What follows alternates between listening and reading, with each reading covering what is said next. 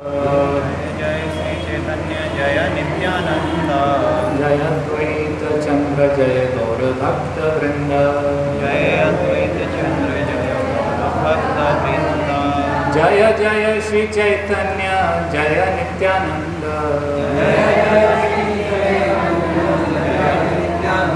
जय अद्वैत चंद्र जय गौर भक्त वृंद जय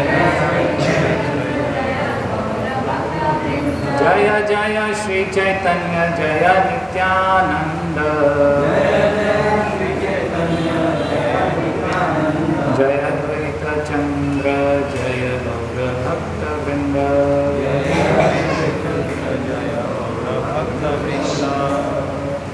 ज्ञानतिम्रान्धस्य ज्ञानाञ्जनशलाकया चक्षुरुन्मीलितं येन तस्मै श्रीगुरवे नमः।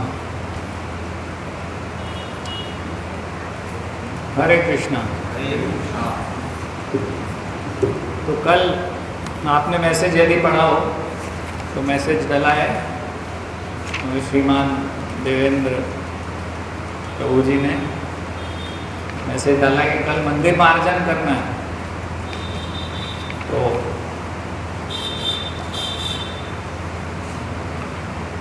ये जो हम मंदिर मार्जन करने जा रहे हैं तो छोटी सी चीज़ है कि मंदिर मार्जन करना भी, मंदिर साफ करना है, ठीक है।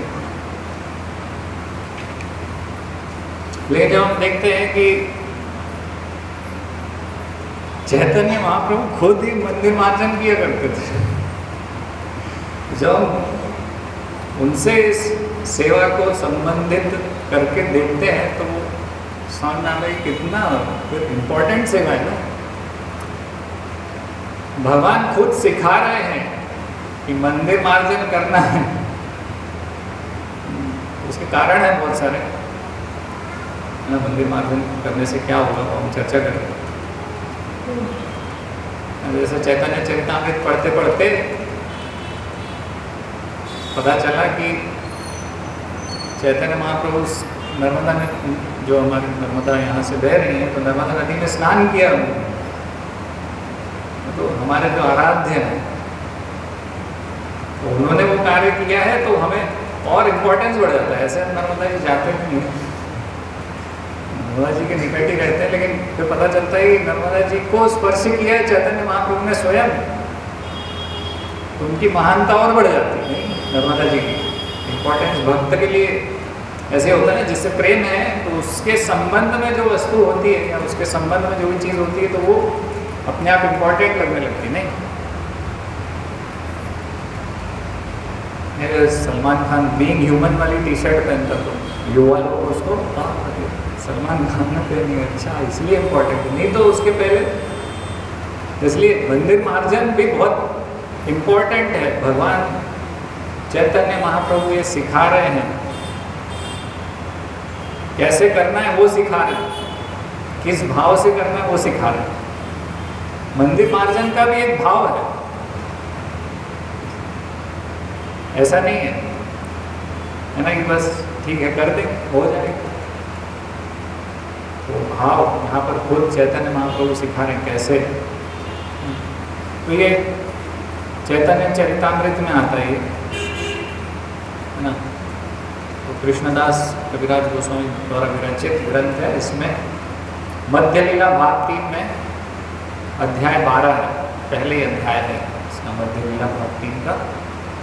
गुंडीचा मंदिर की सफाई, चैतन्य महाप्रभु खुद गुंडीचा मंदिर की हर वर्ष सफाई किया करते।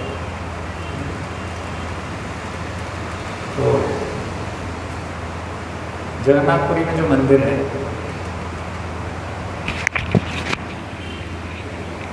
भगवान जगन्नाथ का, उसको बोलते हैं श्री क्षेत्र है ना, सुंदराचल बोलते हैं, नीलाचल बोलते हैं है ना। तो श्री क्षेत्र से हर वर्ष भगवान निकलकर गुंडीचा मंदिर तक जाते हैं। भक्त भगवान को वहाँ तक ले जाते हैं। ये एक अलग कथा है, तो हम किसी अलग दिवस में इसको चर्चा करेंगे। तो साल भर तो गुंडीचा मंदिर खाली रहता है, तो 7 दिन भगवान वहाँ जाते हैं। तो उसके पहले रथ यात्रा निकलने के पहले एक लीला होती नहीं, जैसे 20 जून को रथ यात्रा निकलेगी तो 19 तारीख को गुंडीचा मार्जन का डेट है ना, तो ये एक उत्सव है।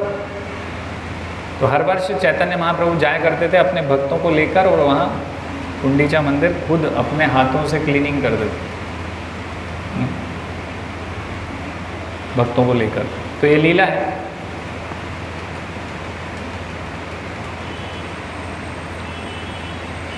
तो प्रश्न ये है पहले कि भगवान का मंदिर साफ होना क्यों जरूरी है, या फिर उसका दूसरा एक पहलू है कि हम मंदिर क्लीनिंग करेंगे तो उससे क्या होगा, उससे क्या होगा मंदिर क्लीन करने से? जरूरी क्यों है भगवान का मंदिर साफ होना?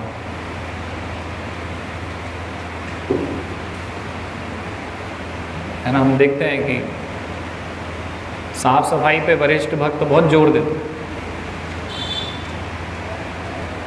नहीं, क्यों? भगवान का मंदिर साफ होना जरूरी क्यों है? फिर हम उस पर चर्चा करेंगे कि अगर हम भगवान का मंदिर साफ करते हैं तो हमें क्या मिलेगा, क्या मिलेगा? एक महत्वपूर्ण प्रश्न होता है ना।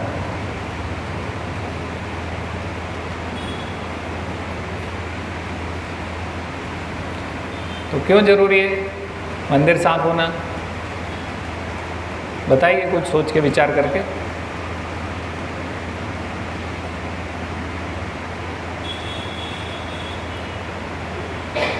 अरे आप सब लोग करते हैं मंदिर की सफाई क्यों जरूरी है मंदिर साफ होना?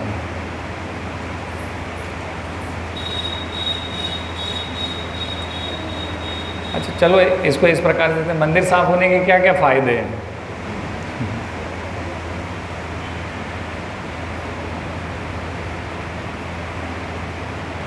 पूरी लीला यही है, भगवान कैसे मंदिर साफ कर रहे हैं चैतन्य महाप्रभु। कुछ तो बोलिए।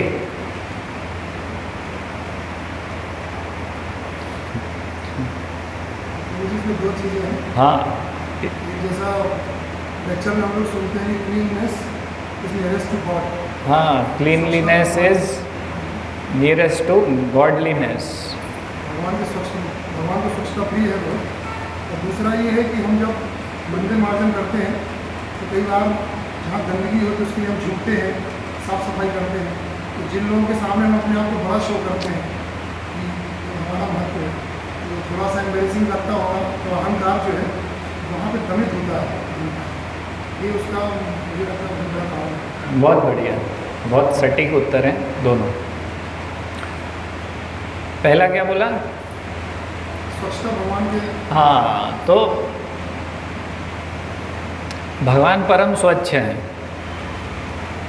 मतलब हर एंगल से, नहीं अंदर से बाहर से, है ना। जैसे हम बोलते ना कि वैकुंठ में पसीना नहीं आता, स्वर्ग लोक में भी नहीं आता।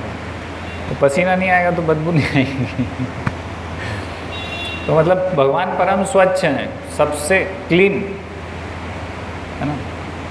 तो भगवान का वास कहाँ होगा? भगवान कहाँ अवतरित होंगे? भगवान कहाँ प्रकट होंगे? जहाँ पर सफाई होगी, स्वच्छता होगी।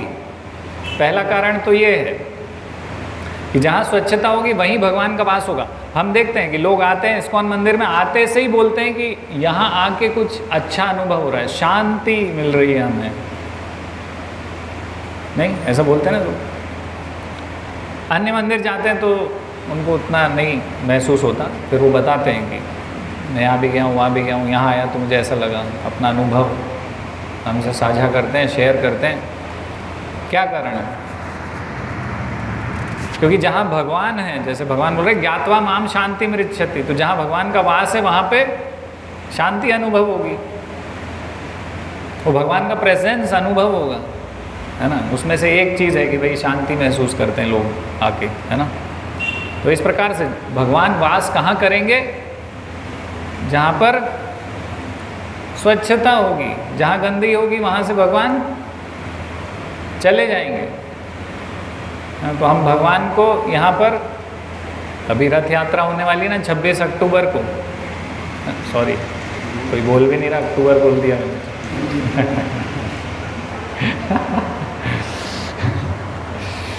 26 जून को,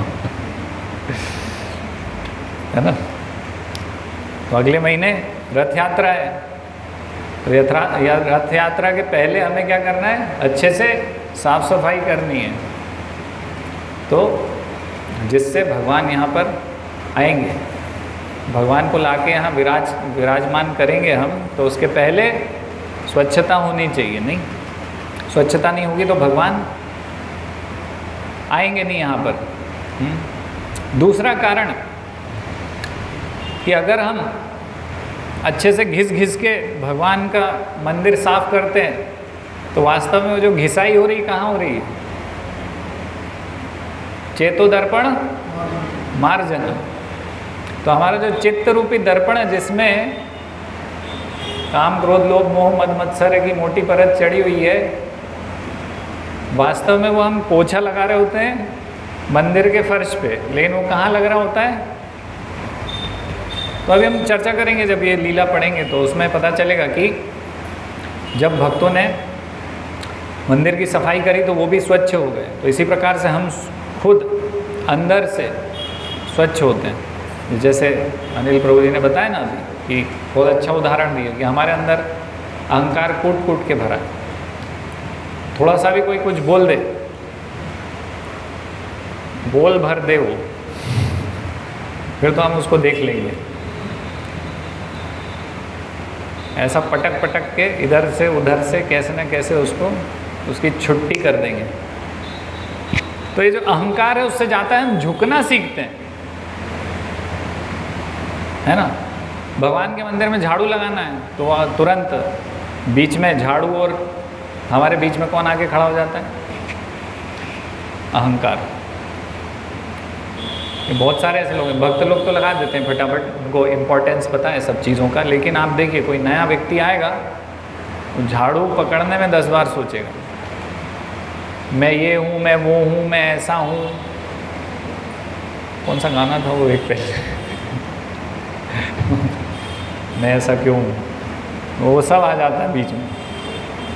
तो अहंकार जाएगा हमारा। तो ये अंदरूनी सफाई भी होती है उससे, भगवान की कृपा मिलती है और उस कृपा से भी हम स्वच्छ होते हैं। हम देखेंगे अभी सब मंदिर मार्जन करते हैं तो बाद में कृपा कैसे मिलती है। सब भक्तों को चैतन्य महाप्रभु को आलिंगन करते हैं पर्सनली, हर भक्त का, कि तुमने मंदिर साफ किया, तुम कितने महान हो।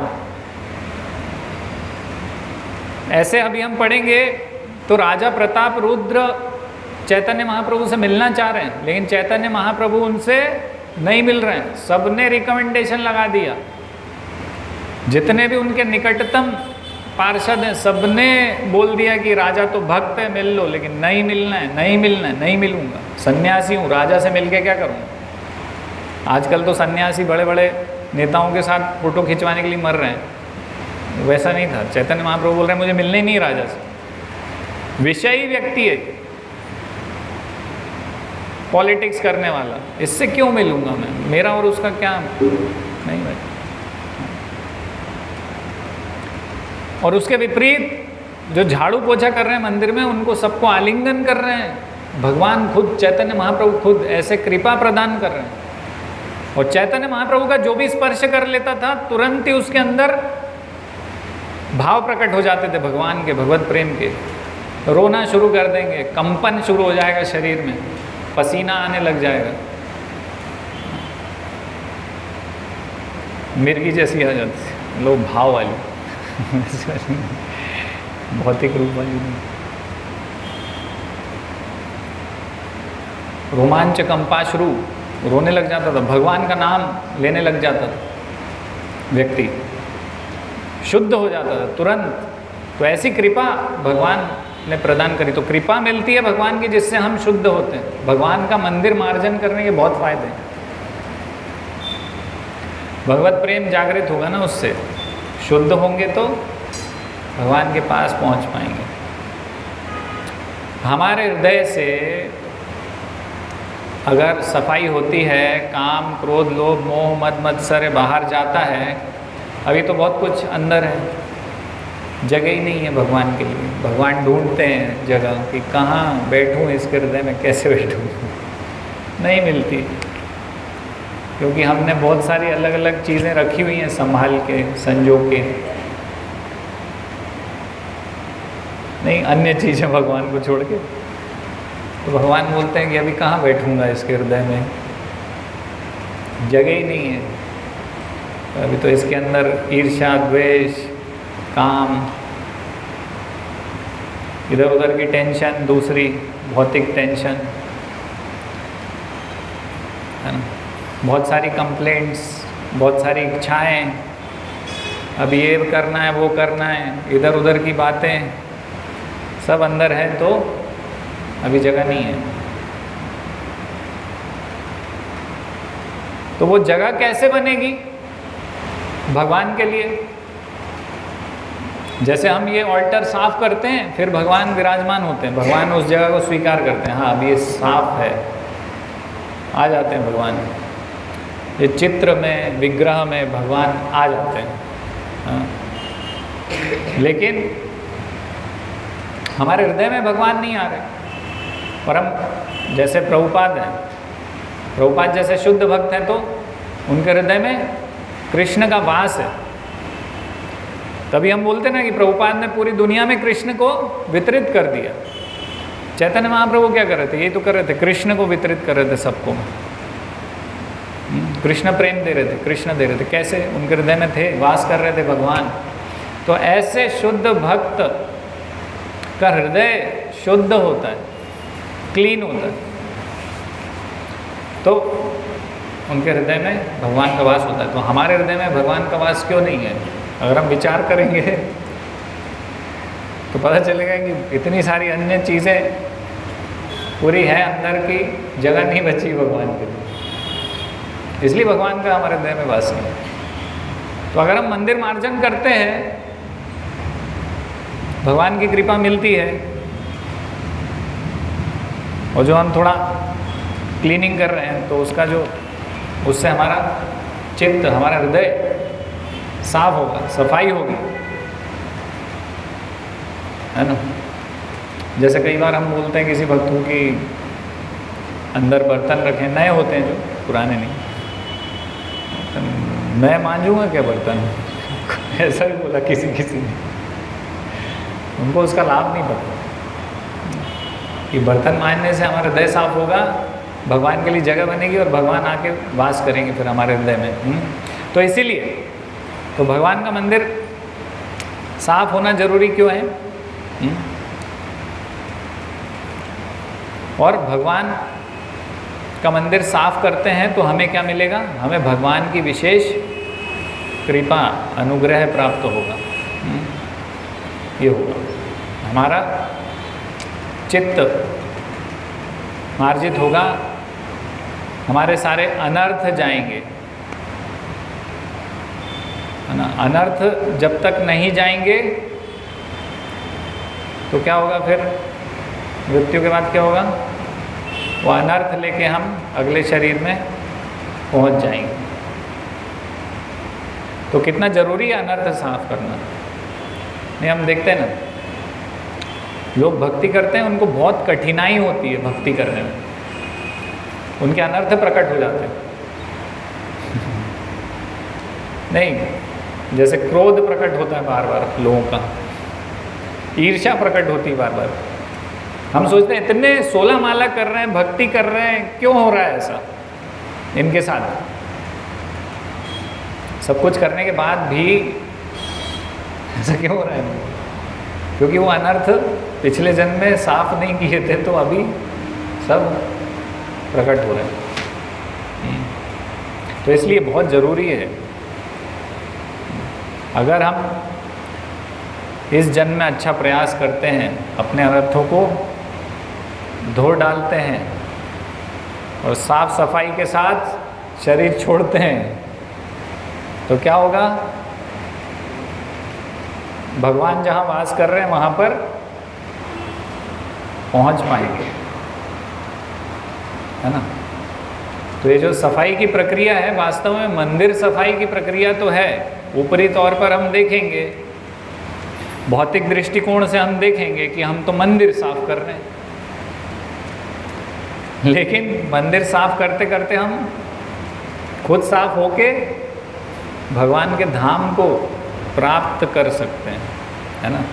तो ये छोटी मोटी सेवा नहीं है भगवान के मंदिर को मार्जन करना। भगवान खुद, चैतन्य महाप्रभु खुद सिखा रहे हैं मंदिर साफ करना चाहिए।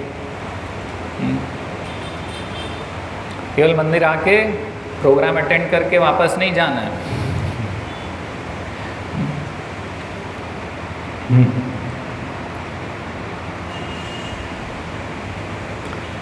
तो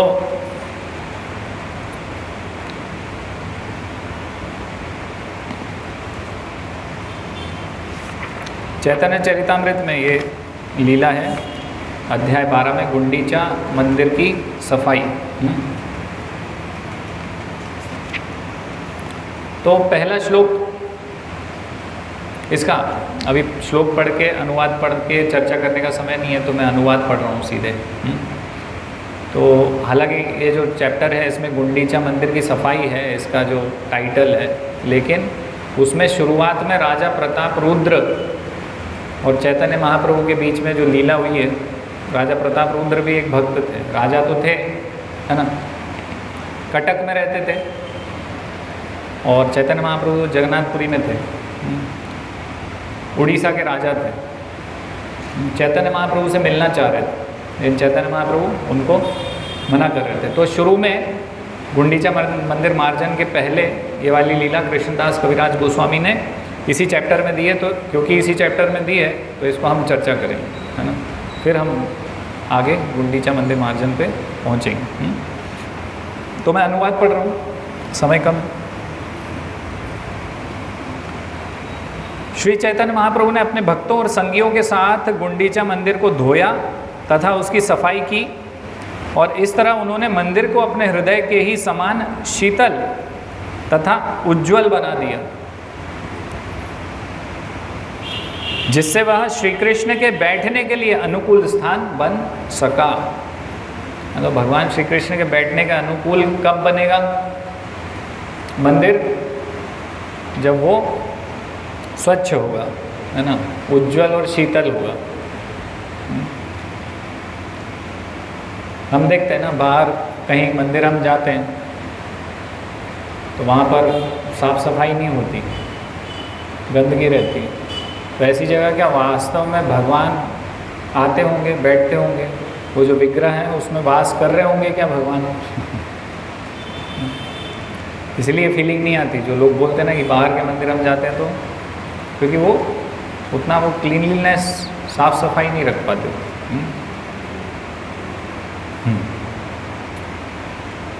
तो तीसरे श्लोक में यहाँ पर कृष्णदास कविराज गोस्वामी प्रार्थना कर रहे हैं। तो दूसरे श्लोक में पहले बोल रहे हैं, गौरचंद्र की जय हो, नित्यानंद की जय हो, अद्वैत आचार्य की जय हो, श्री चैतन्य महाप्रभु के सारे भक्तों की जय हो। फिर श्रीवास ठाकुर इत्यादि श्री चैतन्य महाप्रभु के भक्तों की जय हो। मैं उनसे शक्ति प्रदान करने की याचना करता हूँ, जिससे श्री चैतन्य महाप्रभु का उचित ढंग से वर्णन कर सकूं। तो यहाँ पर भक्तों से, चैतन्य महाप्रभु से प्रार्थना कर रहे हैं उन्हीं की लीला का वर्णन करने के लिए।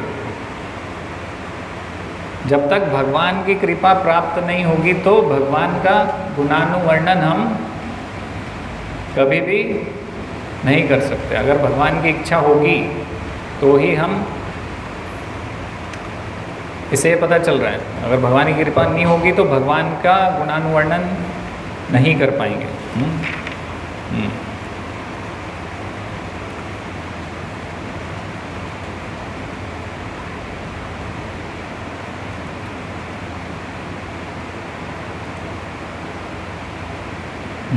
जब श्री चैतन्य महाप्रभु अपनी दक्षिण भारत की यात्रा से वापस लौट आए तब उड़ीसा के राजा महाराज प्रताप रुद्र उनसे मिलने के लिए अत्यंत आतुर हो उठे। तो राजा प्रताप रुद्र उड़ीसा के राजा हैं, तो वो मिलना चाहते थे चैतन्य महाप्रभु से और अत्यंत आतुर हो उठे। तो भगवान से अगर मिलने की आतुरता नहीं है तो भगवान की कृपा, भगवान से हमारा मिलना, अगर वो उत्कंठा नहीं है, आतुरता नहीं है, तो भगवान हमें कभी नहीं मिलेंगे, है ना। हम लोग जप तो कर रहे होते हैं लेकिन उत्कंठा नहीं होती, बस कर रहे हैं मैकेनिकल, है ना। जब करना होता है 16 वाला करना होता है, हाँ कर ली। और भगवान के नाम से, भगवान से अगर हमारा ज़्यादा उत्कंठा नहीं है, भगवान से प्रार्थना के साथ हम नहीं करते, वो आतुरता नहीं है, तो भगवान प्राप्त होना मुश्किल है ना? तो राजा ने क्या किया, राजा ने मिलने के लिए सार्वभौम भट्टाचार्य, है ना, तो सार्वभौम भट्टाचार्य चैतन्य महाप्रभु के कुछ मुख्य शिष्यों में से थे, है ना। और क्योंकि ये राजा थे और पूरी मंदिर में सार्वभौम भट्टाचार्य पुजारी थे, हेड पुजारी थे शायद, तो उनसे उन्होंने अनुरोध किया, चिट्ठी लिखी महाराजा प्रताप रुद्र ने कि मुझे चैतन्य महाप्रभु से मिलना है, तो आप बात करिए, है ना, मुझे मिलवाइए उनसे। इस प्रकार से उन्होंने चिट्ठी लिखी। तो उनको रिप्लाई में सार्वभौम भट्टाचार्य ने बोला कि चैतन्य महाप्रभु तो मना कर रहे हैं, वो नहीं मिल सकते हैं, है ना, ये राजा हैं। तो चैतन्य महाप्रभु ने मना कर दिया कि मैं नहीं मिलूँगा। तो उन्होंने चिट्ठी लिख दी वापस कि वो तो नहीं मिल सकते उनसे। तो राजा ने फिर से प्रयास किया, है ना, दूसरा प्रयास किया। कोई साधारण व्यक्ति होता तो उसके अहंकार को ठेस पहुंच जाती है, लेकिन इससे भक्त का गुण लक्षण प्रकट हो रहा है। वो उत्कंठा, वो जो तीव्रता है ना, जो आतुरता है, वो प्रकट हो रही है। फिर से उन्होंने पत्र लिखा। तो क्या बोल रहे हैं, राजा ने इस पत्र में सार्वभौम भट्टाचार्य से प्रार्थना की, कृपया मेरी ओर से महाप्रभु के सारे भक्तों से यह निवेदन करें और मेरी ओर से यह पत्र उनको दे दें। बोले कि आप अन्य भक्तों से रिक्वेस्ट करो, मेरा पत्र दिखाओ कि मैं चैतन्य महाप्रभु से मिलना चाहता हूँ। तो चैतन्य महाप्रभु, हंसना है, बात करना है तो कृपया बाहर जा सकते हैं आप लोग, वहाँ आराम से हंसिए, आराम से बात करिए, कोई दिक्कत नहीं, है ना।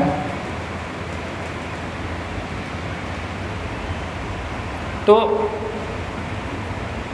दूसरे पत्र में हमने रिक्वेस्ट किया कि भगवान ऐसे नहीं मान रहे तो कैसे मानेंगे, भगवान अपने भक्तों की बात मान लेंगे, भक्तों के माध्यम से मान जाएंगे भगवान।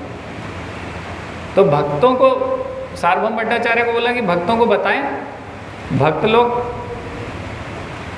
फिर रिकमेंड लगाएंगे तो चैतन्य महाप्रभु मान जाएंगे, है ना। भगवान भक्त वत्सल है, भक्तों के कंट्रोल में है। तो देखिए आप, प्रताप रुद्र का हृदय पूरा, राजा जरूर है वो ऊपर से देखने में, लेकिन पूरा भक्ति की समझ है उनको, है ना। तो ऐसा क्यों है, हाँ। तो अगर हम देखेंगे तो जो ये राजा प्रताप रुद्र हैं, ये कौन है, तो ये जो राजा थे पुरुषोत्तम जाना, उनके पुत्र हैं, वो भी भगवान के महान भक्त हैं, है ना। तो पुरी के राजा थे पुरुषोत्तम जाना, और उनकी पत्नी का नाम था पद्मावती, है ना। तो बहुत अच्छे भक्त थे वो, हमेशा भजन कीर्तन में लगा करते थे भगवान के, वही करते रहते थे भजन कीर्तन भगवान का हमेशा। तो एक बार रथ यात्रा हो रही थी, तो वहाँ पे ट्रेंड है ना ऐसा कि रथ यात्रा होती है तो जो राजा है वहाँ का, वो रथ पर, और रथ की सफाई भी करते हैं, झाड़ू भी लगाते हैं वहाँ पर। तो वो झाड़ू लगा रहे थे, तो उस समय काशी के राजा वो आए, जब ये झाड़ू लगा रहे थे उनके सामने, उन्होंने देखा कि अरे तो राजा झाड़ू लगा रहे हैं। और ये जो काशी के राजा आए थे वो वास्तव में अपनी पुत्री का विवाह करना चाहते थे, ये पुरुषोत्तम जाना से। तो अपनी पुत्री को लेके आए थे कि इनसे विवाह करवा देंगे। उन्होंने देखा अरे ये तो झाड़ू लगा रहा है, तो झाड़ू वाला है। तो उनका मन बदल गया, बोले इससे शादी नहीं करवाऊंगा, इससे विवाह नहीं करवाऊंगा, ये कैसा राजा है। हालांकि पुरुषोत्तम जाना ने समझा है कि ये जगन्नाथ है, भगवान है खुद, जिनके लिए मैं ये कर रहा हूँ। तो वो बोला नहीं नहीं, ये जगन्नाथ ये थोड़ी हैं, जगन्नाथ तो गणेश जी हैं। बोले भगवान तो गणेश जी हैं। तो दोनों में बहस हो गई। वो बोले गणेश जी भगवान है, ये बोले नहीं ये तो जगन्नाथ कृष्ण भगवान है। बोले अच्छा ठीक है, युद्ध करते हैं। युद्ध में जो जीतेगा तो पता चल जाएगा कि कौन भगवान है ना। अगर मैं जीता तो गणेश जी बैठेंगे, उनका रथ जाएगा, और तुम जीते तो जगन्नाथ बैठेंगे, है ना, और गणेश जी पीछे रहेंगे। और ठीक है युद्ध करेंगे। युद्ध डिसाइड हो गया, युद्ध। चले गए वहाँ से।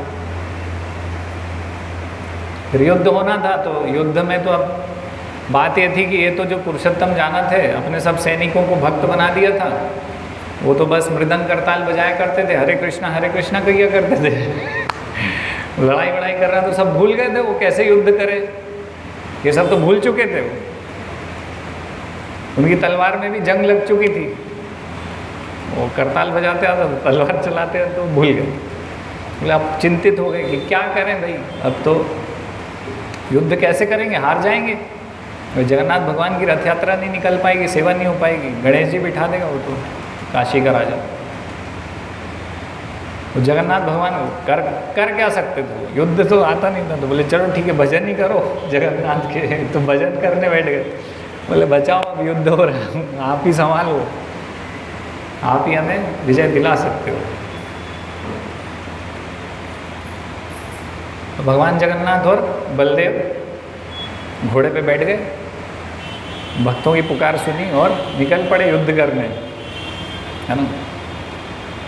तो जो वो लोग युद्ध करने जा रहे थे, तो रास्ते में एक जगह वो शॉपकीपर्स दुकान लगाते ना, जो वो लोग बैठे हुए थे। तो एक बुढ़िया थी, तो उसके पास छाछ थी। तो ये जो कृष्ण बलराम थे वहाँ रुके थोड़ा ब्रेक लेने के लिए, और फिर वहाँ पे छाछ बोला उससे छाछ पिलाओ। तो छाछ पिलाया उसने, थोड़ा पिलाया, अच्छा लगा। बोले और दो, और पिया, और दो, और पिया। जितना भी उसके पास स्टॉक था सब पी गए। तो बुढ़िया भी सोच रही है कि पता नहीं कहाँ से आए हैं लोग, कितने सालों से भूखे हैं। सब पी गए। बोले ठीक है चलते हैं अब हम। तो बोले अरे पैसे कौन देगा। बोले पैसे क्या होता है, बोले हमें तो सब ला ला के देते हैं, हम खा लेते हैं, पी लेते हैं, हमने पैसे किसी को आज तक दिए ही नहीं। तो बोले नहीं पैसे देना पड़ेगा। बोले हमारे पास नहीं है। तो बोले नहीं दो। तो वो बोले एक काम करो, कृष्ण ने उनको अपनी मणियों की माला दी, है ना। तो बहुत ही मूल्यवान माला थी, वो दी। बोले ये रख लो आप। तो उन्होंने कहा अरे, वो बुढ़िया थोड़ा डर गई कि बोले ये इतनी महंगी माला है, इतनी कीमती माला है, अगर मैं रख लूँगी तो सैनिक आएंगे राजा के, बोलेंगे तुमने चोरी करके लाई हो कहीं से, तुम्हारे पास कहाँ से आई। तो तुम एक काम करो, तुम एक लेटर लिखो, है ना।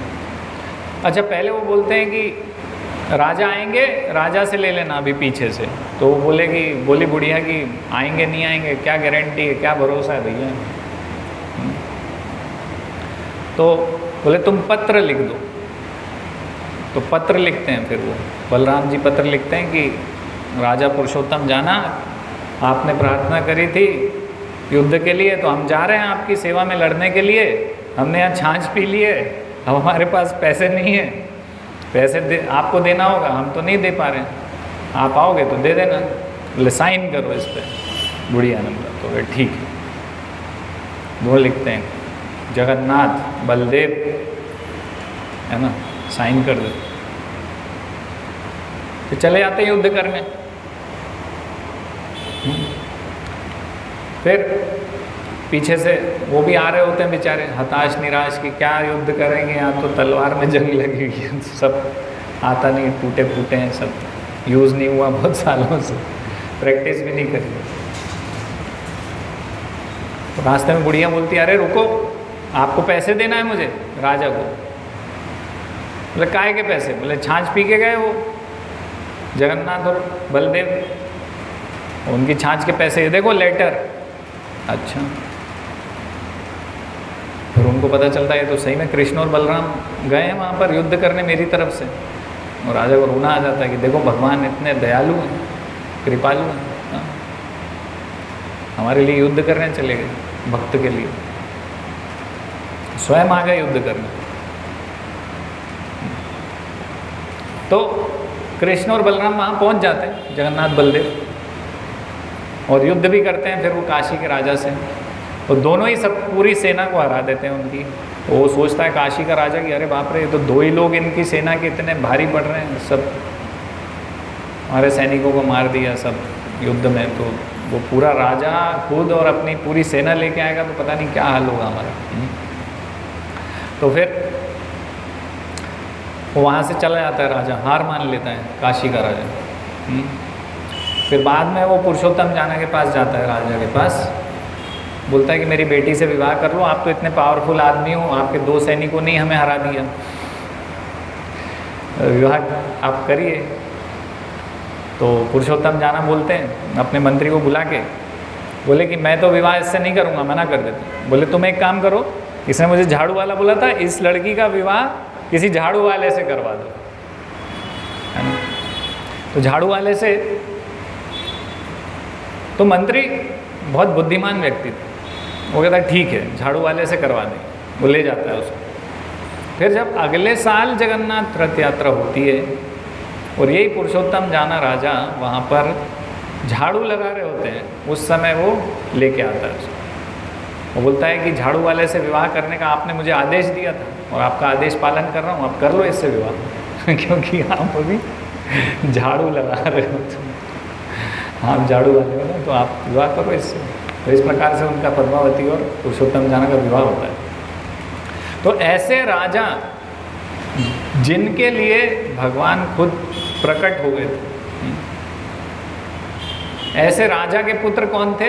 ऐसे महान भक्त के पुत्र कौन थे? राजा प्रताप रुद्र, है ना, कोई साधारण व्यक्ति नहीं थे वो, उनका हृदय भी भक्त का ही था पूरा। हाँ, तो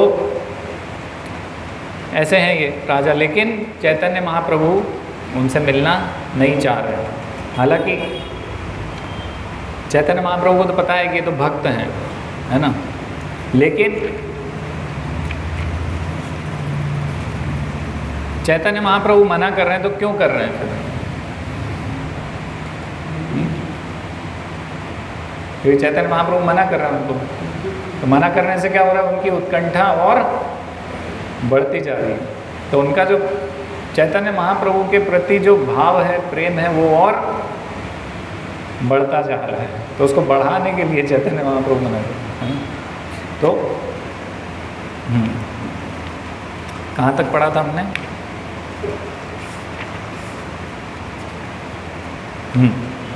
तो फिर से उन्होंने पत्र लिखा और भक्तों से फिर बोला कि आप लोग प्रयास कीजिए, आप लोग चैतन्य महाप्रभु से बोलेंगे, भक्त लोग, तो चैतन्य महाप्रभु के चरणों में अगर निवेदन करेंगे तो वो जरूर मिलेंगे मुझसे। तो समस्त भक्तों की कृपा से ही किसी को महाप्रभु के चरणों की शरण मिल सकती है। महाप्रभु की कृपा के बिना मुझे अपना राज्य अच्छा नहीं लगता। क्या बोल रहे हैं यहाँ पर वो? राजा प्रताप रुद्र बोल रहे हैं कि चैतन्य महाप्रभु के बिना मुझे अपना राज्य अच्छा नहीं लगता।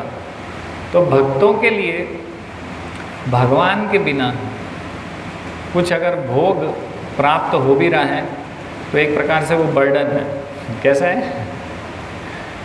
अगर भगवान की इच्छा के बिना भगवान नहीं है उसमें सम्मिलित और वो भोग मिल रहा है तो वो उनके लिए एक प्रकार से बोझ है ना। हम सोचेंगे राजा राज्य प्राप्त कर लो, कितनी बड़ी पोजीशन है, जो चाहूँ वो कर सकता हूँ, है ना, जो खाना हो, जो पीना हो, जो पहनना हो, जो चाहिए सब मिलेगा।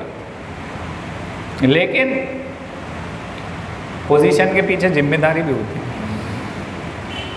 वहाँ वो जिम्मेदारी नहीं देख पाते। क्योंकि अगर राजा है तो उसको निर्णय भी देने, सही गलत सब कुछ सोच विचार के, पाप में पुण्य में पड़ेगा वो सब सोच के सही निर्णय लेना, हमेशा शास्त्र के अनुसार लेना है ये सब। तो वास्तव में तो उसके लिए तो एक प्रकार से टेंशन थी, राजा बन के राजा का कार्य करना। वो तो भगवान की भक्ति करना चाहते थे। तो महाप्रभु की कृपा के बिना मुझे अपना राज्य अच्छा नहीं लगता है। यदि गौर हरि श्री चैतन्य महाप्रभु मुझ पर कृपा नहीं करेंगे तो मैं अपना राज्य छोड़कर योगी बन जाऊंगा और द्वार द्वार भिक्षा मांगूंगा। क्या बोल रहे हैं? बोले मुझे राज्य नहीं करना है, फिर मैं राज्य छोड़ दूंगा, भिक्षा मांगूंगा, योगी बन जाऊंगा, सब छोड़ दूंगा। तो अब फिर भट्टाचार्य ने जब ये पढ़ा पत्र, उनको भी चिंता हो गई, टेंशन हो गई, चिंतित हो गए। और सब भक्तों के पास जा रहे हैं, उनको बता रहे हैं देखिए राजा योगी बन जाएगा, सब कुछ छोड़ देगा, चला जाएगा, राज्य छोड़ देगा। सार्वभौम भट्टाचार्य ने सारे भक्तों से मिलकर राजा की इच्छा बतलाई, फिर उन्होंने सबको वह पत्र दिखाया। पत्र पढ़कर सभी लोग चकित थे कि श्री चैतन्य महाप्रभु के चरण कमलों पर राजा की इतनी भक्ति है। भक्तों ने अपना विचार प्रकट किया, महाप्रभु कभी भी राजा से नहीं मिलेंगे और यदि हम उनसे मिलने की प्रार्थना करें तो वे निश्चित रूप से दुखी हो जाएंगे। भक्त ये सोच रहे हैं कि चैतन्य महाप्रभु तो मिलने वाले नहीं हैं, वो हम जाएंगे बोलेंगे तो नाराज होंगे। तो चैतन्य महाप्रभु से सब भक्तों ने निर्णय किया कि मिलेंगे। तो सार्वभौम भट्टाचार्य बोलते हैं कि हम मिलेंगे लेकिन उनको केवल राजा के गुण का वर्णन करेंगे कि राजा में ये गुण है, राजा अच्छा है, ऐसा बोलेंगे उनको, ये नहीं बोलेंगे कि मिलना है। तो सब मिलके फिर चैतन्य महाप्रभु के पास जाते हैं। कोई कुछ बोल नहीं पाता लेकिन वहाँ पहुँच के चैतन्य महाप्रभु को कोई कुछ बोल नहीं पाता। फिर चैतन्य महाप्रभु खुद पूछते हैं कि आप कुछ बोलना चाहते हो, आप क्या बोलना चाहते हो बताओ, क्यों आए हैं सब आप लोग मिलके? तो नित्यानंद प्रभु वहाँ पर फिर बोलते हैं कि हम आपको कुछ कहना चाहते हैं, मतलब डरते डरते कि भाई हमें भय है लेकिन हम बोलना तो चाहते हैं, लेकिन कैसे बोलें, आपको बुरा लगेगा। बोला उन्होंने कि उड़ीसा का राजा तो आपके दर्शन चाहता है और नहीं मिलेंगे तो योगी बन जाएगा। ये सिचुएशन आ गई है अभी, चिंता का विषय है। राजा ने निश्चय किया है कि वह भिखारी बनकर अपने कानों में हाथी दांत की बालियां पहन लेगा, मतलब योगी बन जाएगा, इधर उधर भिक्षा मांगेगा ऐसे। वह श्री चैतन्य महाप्रभु के चरण कमलों का दर्शन किए बिना अपने राज्य का भोग नहीं करना चाहता है।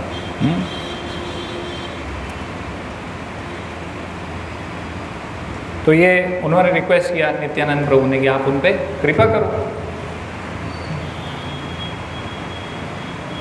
इतनी सारी बातें सुनकर श्री चैतन्य महाप्रभु का मन निश्चित रूप से द्रवित हुआ, मतलब उनका अंदर से इच्छा थी चैतन्य महाप्रभु की कि ये तो भक्त है, इस पर कृपा की जाए, लेकिन ऊपर से वे कठोर वचन कहना चाहते थे।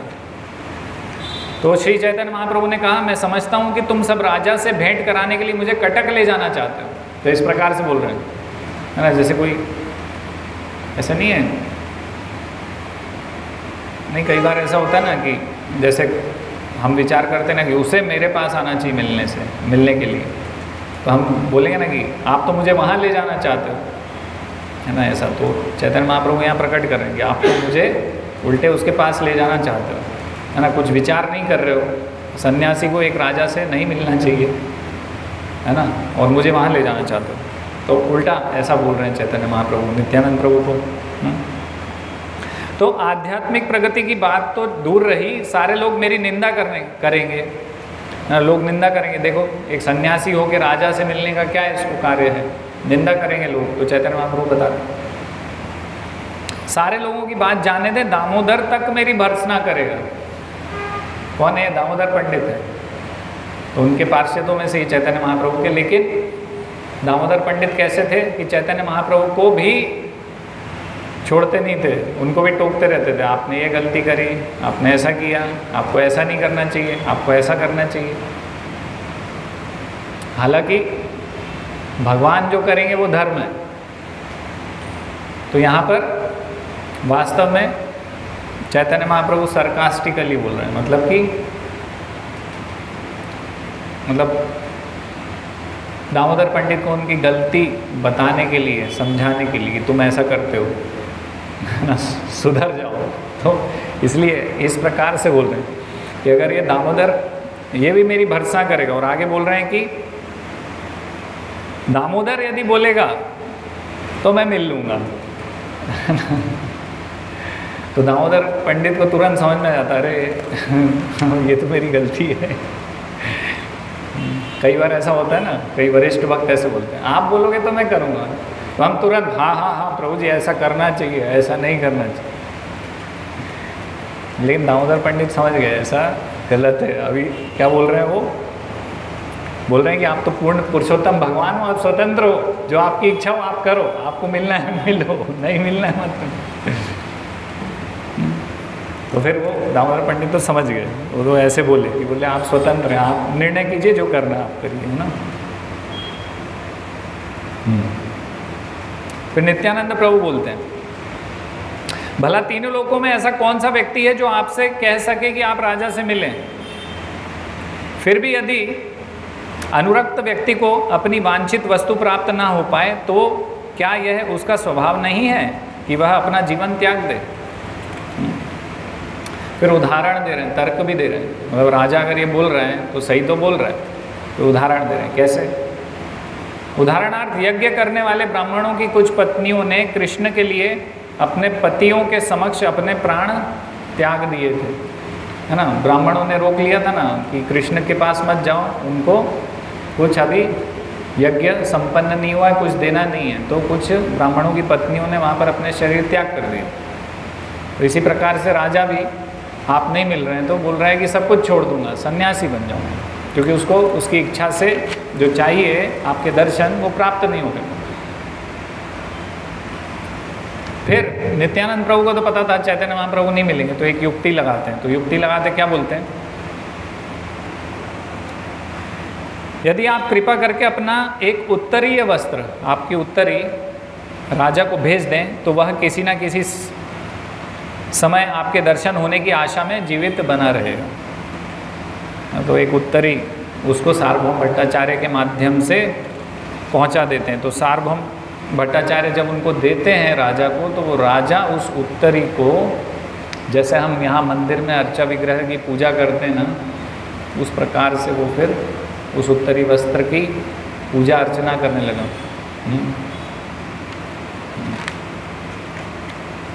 लेकिन अभी तक चैतन्य महाप्रभु राजा से मिले नहीं हैं। और इस बीच में क्या होता है कि जो रामानंद राय हैं वो दक्षिण भारत में थे। फिर चैतन्य महाप्रभु उनसे मिलते हैं, फिर बोलते हैं कि मैं अभी जब वृंदावन जगन्नाथपुरी पहुंचूंगा तो तुम भी वहां पहुंचना। तो ये मद्रास के गवर्नर थे रामानंद राय। तो वहां से अपनी नौकरी छोड़ते हैं, नौकरी छोड़ के यहाँ आते हैं। तो यहाँ पर ये जो राजा हैं उनको रिक्वेस्ट करते हैं कि आप मुझे चैतन्य महाप्रभु से कैसे ना कैसे मिलवाइए। तो चैतन्य महाप्रभु भी राजा के लिए, चैतन्य महाप्रभु रामानंद राय राजा को मिलवाने के लिए चैतन्य महाप्रभु से हमेशा बार बार राजा के विषय में बताते हैं कि वो भक्त है, ऐसा है, वैसा है, ताकि जो चैतन्य महाप्रभु का हृदय है वो राजा के प्रति थोड़ा द्रवित हो।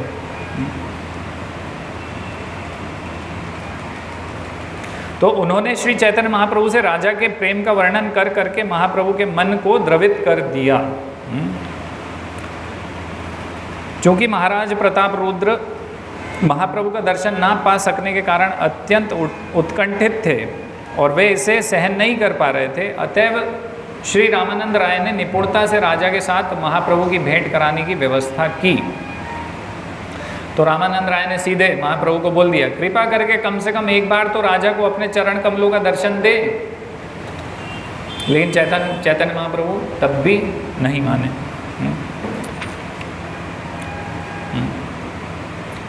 फिर बोल रहे हैं कि यदि कोई सन्यासी राजा से भेंट करता है तो उसके लिए यह लोक तथा परलोक दोनों नष्ट हो जाएंगे।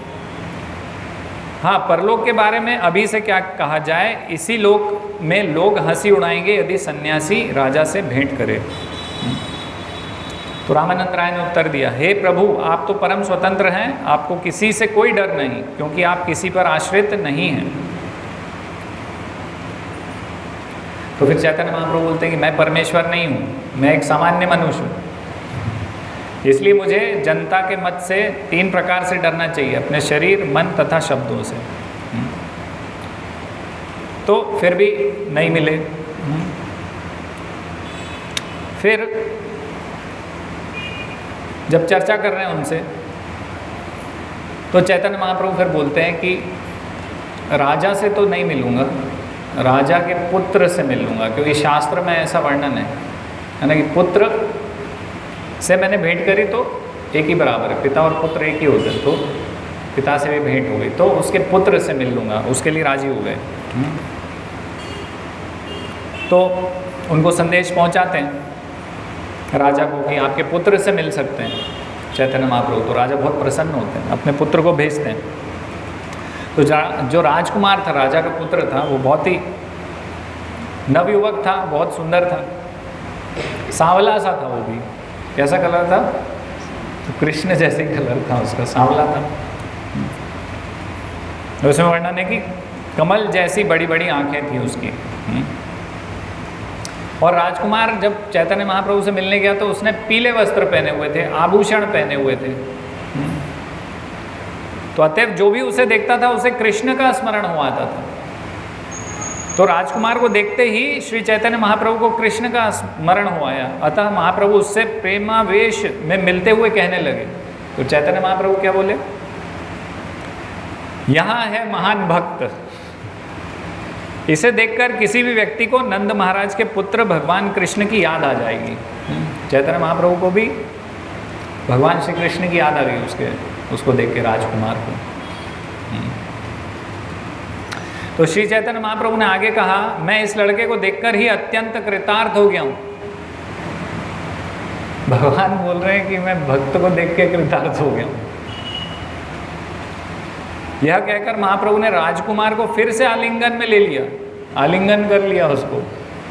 हाँ, भक्तों की कृपा से ऐसा हो जाता है, भगवान की कृपा प्राप्त हो जाती है। तो भक्तों ने रिकमेंड किया, वो कहाँ वो राजा के लिए कर रहे थे और कहाँ उनके पुत्र पे कृपा हो गई है। तो जैसे ही जो ही श्री चैतन्य महाप्रभु ने राजकुमार का स्पर्श किया, त्यों ही उसके शरीर में प्रेमावेश के लक्षण स्वतः उत्पन्न हो गए। तो ये लक्षण क्या क्या थे? उसको पसीना आने लग गया, कपकपी आ गई, आंसू आ गए, है ना, स्तंभित हो गया वो, तथा हर्षित हो गए। ये सब उसके अंदर लक्षण प्रकट हो गए भगवत प्रेम के। वह राजकुमार रोने लगा और नाचने लगा, कृष्ण कृष्ण बोलने लगा, कृष्ण कृष्ण का उच्चारण करने लगा। उसके शरीर, उसके शारीरिक लक्षण तथा उसके कीर्तन एवं नृत्य को देखकर सारे भक्तों ने उसके सौभाग्य की भूरी भूरी प्रशंसा की। कैसे चैतन्य महाप्रभु की कृपा प्राप्त हो गई उसे। तो उस समय श्री चैतन्य महाप्रभु ने उस नवयुवक को शांत कराया और उसे आदेश दिया कि वह नित्य ही उनसे मिलने वहाँ आए। कहाँ राजा प्रताप रुद्र एक बार मिलने के लिए पूरा प्रयास कर रहे हैं, सब कुछ दांव पे लगा दिया, और यहाँ पर उनके पुत्र को बोल रहे हैं चैतन्य महाप्रभु कि आप मुझसे रोज मिलने आया करो। ऐसी कृपा हुई। तब रामानंद राय तथा राजकुमार ने श्री चैतन्य महाप्रभु से विदा ली और रामानंद राय राजकुमार को राजमहल वापस ले आए। जब राजा ने अपने पुत्र के कार्यकलापों के बारे में सुना तो वे अत्यंत सुखी हुए। अपने पुत्र का आलिंगन करने से ही राजा प्रेमाविष्ट हो गए। क्या किया राजा प्रताप रुद्र ने? कि तुम्हें चैतन्य महाप्रभु ने आलिंगन किया है, अब मैं तुम्हें आलिंगन करता हूँ। तो बात ऐसी होगी कि मैं चैतन्य महाप्रभु का आलिंगन कर रहा हूँ। तो जैसे ही आलिंगन किया उसका, उनके पुत्र का, तो तो मानो उन्हें साक्षात चैतन्य महाप्रभु का स्पर्श मिला हो, उनको भी वही सब भाव प्रकट हो गए, वही प्रेमावेश में आ गए। तब से भाग्यशाली राजकुमार महाप्रभु के सर्वाधिक अंतरंग भक्तों में से एक बन गया।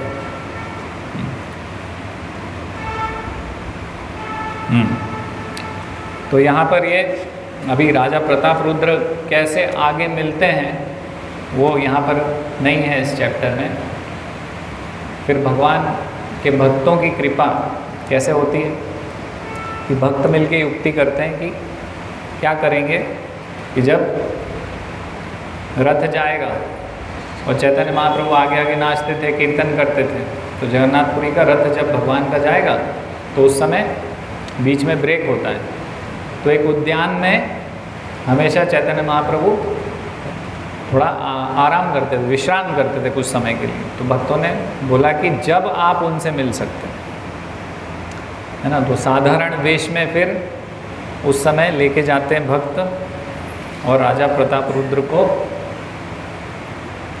वहाँ पे अवसर मिलता है। तो चैतन्य महाप्रभु आँखें मूंद कर लेटे रहते हैं, विश्राम करते रहते हैं। तो राजा प्रताप रुद्र साधारण वेश में जाते हैं, उनके चरण कमल पैर दबाते हैं चैतन्य महाप्रभु के, और श्रीमद् भागवत के श्लोक कुछ बोलते हैं। तो उससे चैतन्य महाप्रभु प्रसन्न हो जाते हैं, खड़े हो जाते हैं। उनको नहीं पता होता, मतलब वैसे तो सब पता है चैतन्य महाप्रभु को, लेकिन बाहरी तौर पे उनको नहीं पता होता कि ये राजा है। तो उनका आलिंगन कर लेते हैं श्लोक सुन के। तो ऐसे फिर वो बाद में मिल पाते हैं, जो कि यहाँ इस चैप्टर में तो वर्णन नहीं है, अलग है। तो मंदिर मार्जन करने का हम कल सुबह चर्चा करेंगे, कंटिन्यू करेंगे। अन्य भक्त भी रहेंगे, नहीं आज थोड़ा कम होगी। ठीक है, हरे कृष्णा। किसी का कोई प्रश्न है, कुछ बोलना चाहते हैं, कुछ बताना चाहते हैं, कुछ मुझसे छूट गया है तो बता सकते हैं।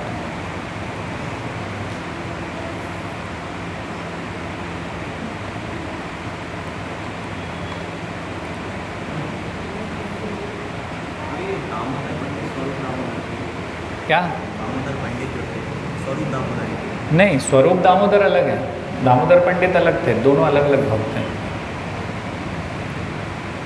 सेवक हो। हाँ, सेवक वो तो सभी सेवक हैं चैतन्य महाप्रभु के, पार्षद हैं, पार्षद हैं।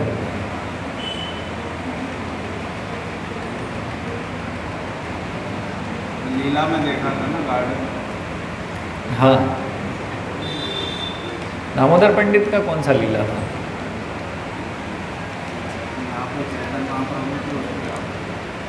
सार्वभौम भट्टाचार्य का था वो नाटक, वो वाला नहीं, उसकी बात करें कौन सी?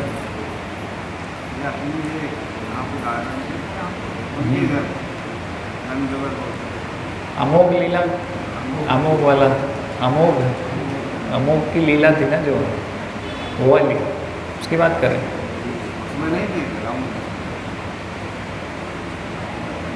नहीं, दामोदर पंडित नहीं थे उसमें, उसमें सार्वभौम भट्टाचार्य थे। ठीक है, अभी सभी भक्तों के लिए प्रसाद है, आज फुल प्रसाद नहीं है, दोने में खीर है। हरे कृष्ण। सुबह चर्चा करें।